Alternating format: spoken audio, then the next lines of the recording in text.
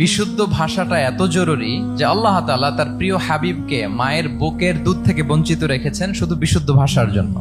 একজন মানুষ সর্বপ্রথম কোন জিনিসের প্রেমে পড়ে জানেন? কথার প্রেমে পড়ে। কথার ধরন, কণ্ঠস্বর, তার অ্যাটিটিউড, তার শব্দের জাদু, এটা মানুষের হৃদয়কে জয় করে ফেলে। তো রাসূল সাল্লাল্লাহু আলাইহি ওয়াসাল্লামের এই এলোকোয়েন্স ছিল। তিনি বলতেন আল্লাহ তাআলা আমাকে সর্বমর্ম বাচন ভঙ্গির অধিকারী করেছেন। মানে উনি যেটা বলতেন এটা ছিল very precise in wording but comprehensive in meaning. এটার যে দোতনা, এটার যে appeal to the heart of the people, to the heart of the listener, এটা অসাধারণ। মানুষের হৃদয়কে জয় করে ফেলতো। আল্লাহু আকবার। তিনি এমন ভাবে কথা বলতেন, কথার মাঝখানে পজ দিতেন, মানে একটু থামতেন যাতে করে শ্রোতারা বুঝতে পারে। এত চমৎকার করে ওনার প্রেজেন্টেশন ছিল, বক্তব্য মালাগুলো ছিল, ফলে যারা শুনতেছে ইজিলি মুখস্থ করে ফেলতে পারত। রাসূল সাল্লাল্লাহু আলাইহি ওয়াসাল্লামের সবচাইতে বড় ভাষণটি ছিল বিদায় হজের ভাষণ, খুব সম্ভবত। ওই ভাষণের টেক্সট গুলোকে যদি একসাথে করা হয়, আমার মনে হয় 10 মিনিটের বেশি লাগবে না ওই টেক্সট গুলো পড়তে। তার মানে সবচাইতে বড় যে ভাষণ ওনার, ওটা কত ছিল? 10 থেকে 12 মিনিটের ভাষণ ছিল। আমরা তো ঘন্টার পর ঘন্টা বক্তব্য করি, তারপরেও তো আমরা মানুষের মনকে খুশি করতে পারি না। উনি সেই যে 1400 বছর আগে